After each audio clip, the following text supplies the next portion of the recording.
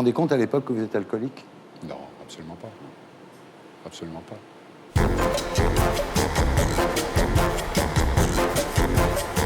Et nous accueillons notre invité du samedi 20h ce soir, Franck Daniel, bonsoir. Accompagné de son avocat, Maître Montourcy, bonsoir. Alors, Franck, aujourd'hui, Pernod Ricard est numéro 1 mondial de la vente de vins et spiritueux. Mais derrière cette fabuleuse réussite se cache une armée de représentants qui font le tour de tous les comptoirs du monde pour faire déguster les produits. Cette vie, vous l'avez vécue pendant 11 ans, le corps imbibé de Ricard en permanence. Vous y avez laissé votre santé, votre famille et votre mariage. Vous racontez tout ça dans un livre d'Éric Coder, intitulé « Dealer légal », publié chez Max Milo, et vous nous en parlerez à 20h.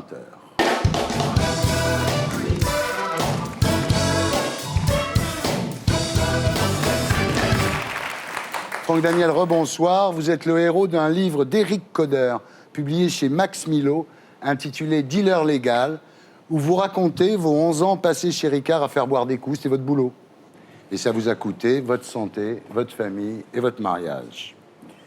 Alors, vous êtes né le 14 novembre 1966 à Fontenay-aux-Roses, dans le 92. Votre père était un chanteur raté, VRP pour des revues techniques automobiles, toujours en vadrouille, aux quatre coins de France, rarement à la maison.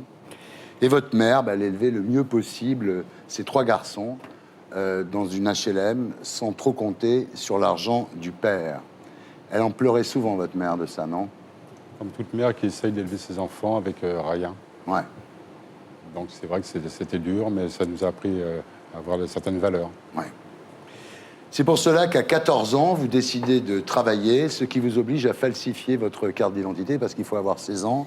Alors votre père est d'accord à condition que vous reversiez la moitié de votre salaire à votre mère. C'était la condition sine qua non. Ouais. Pour lui, il partait du principe que lorsqu'on travaillait, il fallait ramener de l'argent à la maison. Ouais. Alors vous commencez comme vendeur de pommes de terre, puis vous êtes commis dans une crèmerie, mais rapidement vos ambitions s'affirment, vous voulez devenir quelqu'un. J'ai voulu surtout ressembler à une personne libre. Et moi, la liberté, c'était d'être représentant.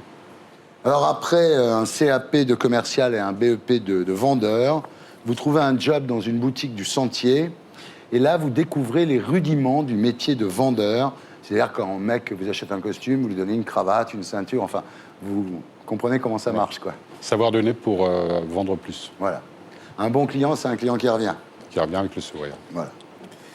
Ensuite, vous vendrez des pantalons, des aspirateurs, des extincteurs, du papier hygiénique, toujours avec la même ferveur, hein. Peu importe le produit. Et c'est là que vous voyez dans le Nouvel Observateur une annonce de la société Ricard qui cherche des représentants. Alors, vous n'avez pas le bac+2, mais vous y allez quand même. Vous dites que c'était la chance de ma vie. Et je suis rentré dans cette grande société. Ouais. Dès les premiers échanges, les recruteurs vérifient que vous aimez le Ricard, hein. Bien sûr, on peut pas promouvoir un produit si on n'aime pas le produit. Ouais. J'aime ça. Vous êtes engagé, vous épousez Guylaine, donc la mère de vos enfants. Et là, il y a l'épreuve du crash test. C'est-à-dire qu'on vous invite à la foire au fromage à Coulommiers, sur le stand Ricard. Et en 2 heures, vous enfilez 20 apéros comme si de rien n'était, quoi. C'est une mise à l'épreuve, me concernant. Ouais. Et vous réussissez très bien. En m'arrêtant dormir dans la voiture, oui. Ouais. Le lendemain, le patron vous appelle pour vous féliciter. Tout va pour le mieux. Alors, le boulot vous plaît, hein, vous gérez 800 clients que vous devez voir une fois tous les 3 mois. L'objectif, c'est d'écouler 300 bouteilles par jour. Oui. C'est beaucoup, mais bon, ça faisait partie du travail. Ouais. Donc, vous débarquez dans les bistrots à l'heure de l'apéro en disant « Bonjour, c'est la société Ricard, tournée générale ». C'était la carte de visite. Ouais. Alors, vous pouvez pas boire un Diabolomante ou une Verveine, vous êtes obligé de boire du Ricard avec les gens qui boivent du Ricard. Déjà, il est difficile, voilà, de pouvoir trinquer avec un verre autre que le produit que vous proposez. Ouais. Alors, vous payez votre tournée, puis il y a de la surenchère.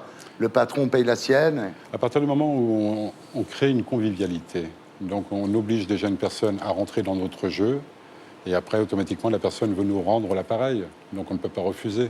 Ouais. C'est un cercle Vicieux. vicieux. Alors, pendant 11 ans, vous allez boire 20 à 30 verres par jour. Quand vous arrivez chez vous, vers 21h, vous êtes crevé. Vous n'avez pas trop la force de discuter avec votre femme? On évite de parler de ces choses-là. Elle le sentait. Ouais. Voilà. Et vous vous endormez, la tête un peu embrumée des vapeurs de Ricard. Et surtout en train de préparer la journée après à venir, Oui, parce que vous êtes au boulot à 6h30 le lendemain matin. à l'ouverture des bars. Ouais. Alors évidemment, votre patron vous adore. Moi aussi. Quand ça va pas, il vous remonte le moral. C'est une famille. De temps en temps, ils vous sortent un peu dans les boîtes à la mode. Ils vous font rencontrer des gens connus. Donc finalement, vous êtes... Totalement heureux. Je vivais quelque chose que je n'aurais jamais pu vivre en temps normal. Ouais. Quand il y a des vacances, vous êtes dans le centre d'hébergement du comité d'entreprise. Donc nourri, logé, blanchi. Alors, vous possédez à fond votre technique de vente. Hein. Alors, je ne sais pas si c'est des choses qu'on vous explique ou si c'est vous qui les découvrez tout seul, mais vous dites, faites-vous un ami par jour. C'était les propos du fondateur. Donc je l'appliquais à la lettre. C'est pas compliqué de se faire des amis. À partir du moment où on peut boire avec la personne Ouais. et discuter de certaines choses personnelles. Misez sur la force sociale de l'alcool pour inciter à la consommation. C'est vrai. Alors, le problème, c'est comment conduire ivre à longueur de journée pendant 11 ans sans y laisser son permis de conduire. Et là, vous découvrez qu'il suffit de se faire des amis dans la police en leur offrant des mignonnettes. Moi, sur mon secteur, je savais comment rentrer tranquille. Donc je savais contacter certaines personnes et leur préparer des apéritifs aussi, parce qu'ils Ouais. ont des pots de départ. Donc, vous achetiez les flics, en fait. J'étais bon ami avec les autorités. Ouais. Et là, c'est terrible parce que comme Ricard est une marque qui vieillit, à un moment, la société décide de vous demander de cibler les jeunes. Alors là, vous mettez en jean, en Santiago, vous remettez un petit brillant dans l'oreille, vous rasez la boule pour faire jeune, quoi, pour attaquer un nouveau marché. Voilà, savoir se fondre Ouais, dans la foule, ouais, ne pas être différent d'eux. ouais. Alors là, vous organisez des karaokés dans les bars, dans les clubs, pour forcer les jeunes à boire, en fait. Pour leur faire connaître le produit. Ouais. Vous êtes sûr qu'ils étaient majeurs, les clients qui étaient là? Je n'ai jamais demandé leur pièce d'identité. Alors, il y a aussi les soirées étudiantes. Alors là, c'est une bouteille gratuite pour 3 achetés. C'est sympa, sauf qu'il faut acheter 600 bouteilles. 200 bouteilles gratuites et ensuite, il faut y couler la marchandise. Ouais. Alors là, vous donnez des carafes, des gobelets, des jeux, des cadeaux, il y a des hôtesses, enfin, tout ça est très marketé. Hein. C'est le but. Le but, c'était de donner une bonne image de l'entreprise. Un jour, quand même, après une animation comme ça, vous faites traiter d'assassin. Par qui?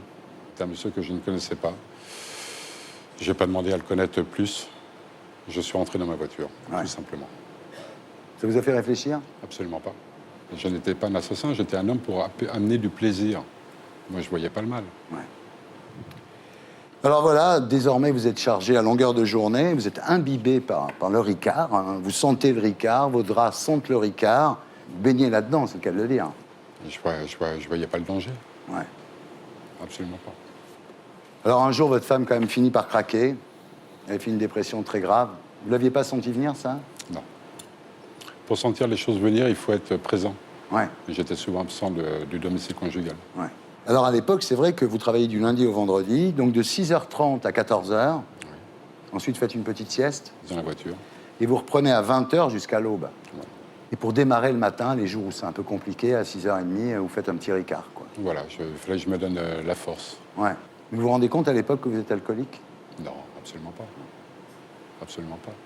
Et même mon ex-épouse, elle ne pouvait pas m'en parler parce que je ne me considérais pas comme un alcoolique. Voilà, là, vous vous mettez à vomir du sang. Oui. Et un jour, et là, c'est terrible, dans votre voiture, vous commencez à vous vider de votre sang par l'anus. Vos sphincters ont lâché. Vous avez une hémorragie anale. L'intestin était bouffé par le Ricard, quoi. L'intestin était abîmé. Maintenant, il n'y a aucun lien qui a été prouvé que c'était lié au Ricard. Vous dites ça parce qu'il y a votre avocat? Je dis ça parce que je ne suis pas là pour incriminer qui que ce soit, ni ce que j'ai fait. Je l'ai fait, j'en ai subi les conséquences. Là, à cette époque-là, vous vous retrouvez avec des couches pour adultes. Oui. Alors, vous reprenez le boulot. Faites une grosse fête de 3 jours. Là, Ricard a racheté une marque de gin espagnol. Vous y allez, buvez pendant 3 jours. Oui. Non-stop. Vous retrouvez à l'hosto, quand même. Au retour. Ouais. Et quelques mois plus tard, vous êtes licencié. Pourquoi vous vendez moins de Ricard? Non, parce que je suis tombé malade. Alors, votre plus gros combat reste à venir, c'est le sevrage. Très, très dur. Là, vous cachez des mignonnettes dans le jardin, et puis quand vous avez envie, vous... J'habitais à une ferme il y avait une grange, une écurie. Et je cachais tout à droite à gauche. Ouais. Puis vous prenez des cachets, des antidépresseurs. Oui. Vous avez pris 1400 cachets en un an. Et vous arrivez à oublier l'alcool avec tout ça?